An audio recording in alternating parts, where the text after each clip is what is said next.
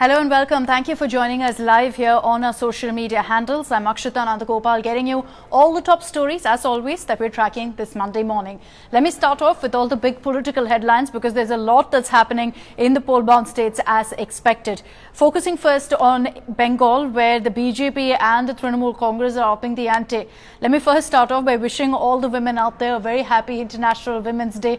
There's a lot of talk about how every day should be Women's Day. But considering that March 8th is recognized as the day when you salute and hail women, every occasion in the run-up to an election is politicized, and that's the case on Women's Day as well. So what we're seeing is the BJP and the TMC fighting it out today over the issue of women's safety in Bengal and in other states. So Mamata Banerjee, in some time from now, is going to be holding this massive rally where she's going to be highlighting the state of women, the crimes against women in BJP-ruled states. So that's going to be her strategy today, while she also talks about what the Trinamool Congress is doing to ensure the upliftment of women. A slight advantage that she has, which is that Mamata Banerjee has always been seen as someone who is an empowered woman, someone who stood by women's rights. Having said that, what is the BJP doing to counter this campaign by Mamata Banerjee? What we're hearing is that all the top women leaders of the Bharatiya Janata Party will be coming together. They're going to hold a press conference and highlight issues with regards to crimes against women that have been reported in Bengal. And let me just put it on record here that we have reported several such incidents in the state of Bengal as well. So Mamata can't claim she has a clean chit or a clean slate on that front. So this is the narrative that you're going to see in Bengal today. The focus on crimes against women. We saw this yesterday as well when Prime Minister Narendra Modi kicked off his campaign. He held this massive rally in Brigade Ground where he'd spoken about the state of women, about the condition of women and the crimes against women in the state of Bengal. Mamata Banerjee immediately responded, saying that first look at what's happening in BJP ruled states, highlighting Uttar Pradesh, where we've seen so many dastardly crimes being reported. She's contended that you look at what's happening in a state like Uttar Pradesh and compare that to Bengal.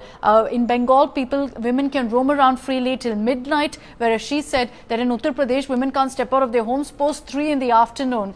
So this is the kind of showdown that we've been seeing since yesterday. The stage was set yesterday with both Prime Minister and Mamata taking barbs at each other over the issue of women, the independence of women in these states, the safety of women, and expect that narrative to continue today as well. Mamata Banerjee will be holding her rally at 1 p.m. and then you're going to have the BJP holding this all-women press conference as well. It's like I said, every occasion in the run-up to an election is going to be politicized.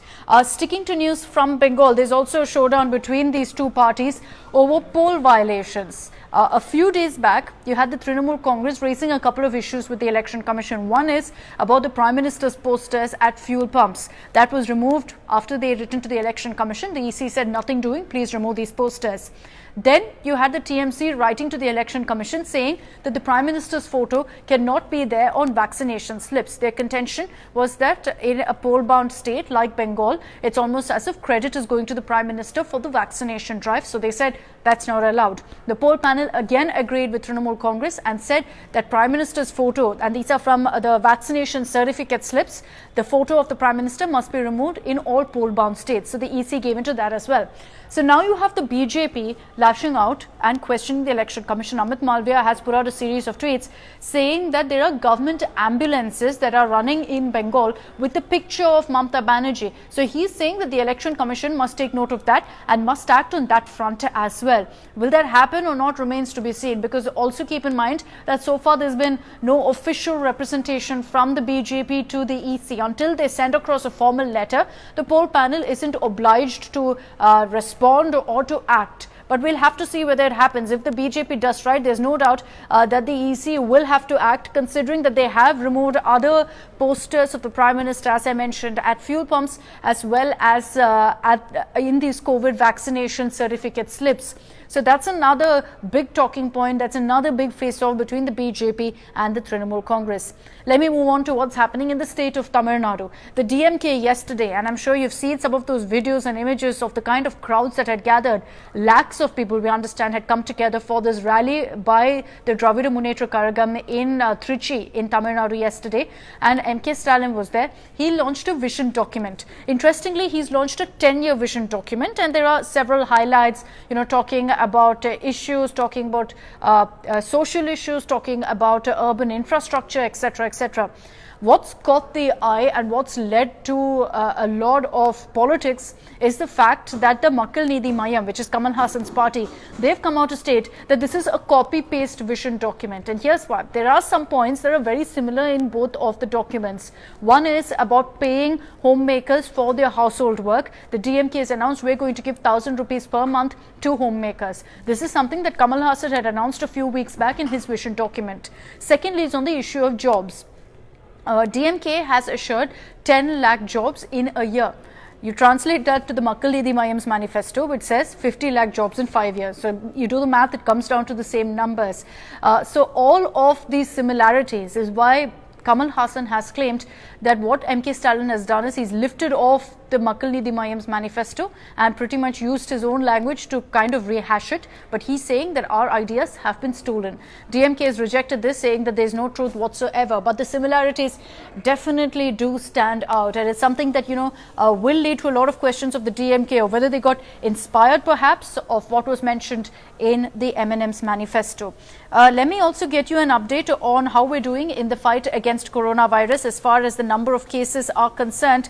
Maharashtra situation still very, very worrying. What we're seeing is that despite a number of curbs being put in place, despite a number of steps being taken by the administration, the number of cases continuing to go up. Since October last year to now, on Sunday, the highest number of cases were reported, 11,141 cases reported in 24 hours in the state of Maharashtra. And that's really become a huge concern because, as I mentioned, there are curbs in place and yet the infection rate is not being controlled. Earlier, when we'd spoken to authorities, they said that the reason for this is people have become lax, they're not taking the necessary steps.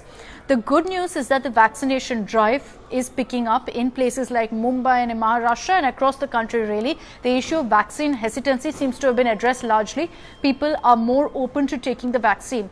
But at the same time, there's a need to arrest the spread of coronavirus cases, which is continuing to go up at an alarming rate, and which means that we could be staring at another wave of coronavirus infections. Overall, if you look at the latest numbers that have come in from the government, the number of cases are just over 18,000 today as well.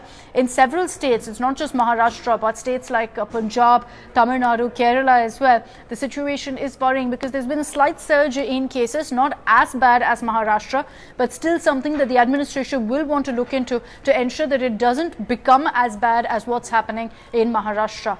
In the state of Maharashtra now, the government is going to overdrive to put curbs in place. For example, in Aurangabad, there's going to be a partial lockdown on weekdays, on weekends a complete 48-hour lockdown, and we could expect that being sent across to other districts as well if the cases don't come down. In Mumbai, 1,361 cases were reported, so expect that the government will decide in next few days what needs to be done to arrest the spread of coronavirus cases. As I wrap up this video, I'm going to put out another reminder to all of you that with those numbers that I just mentioned on the coronavirus infections, it's important that we don't let our guard down. Even if some of us have managed to get the vaccine, ensure that you continue to wear masks, basic etiquette of also maintaining social distancing.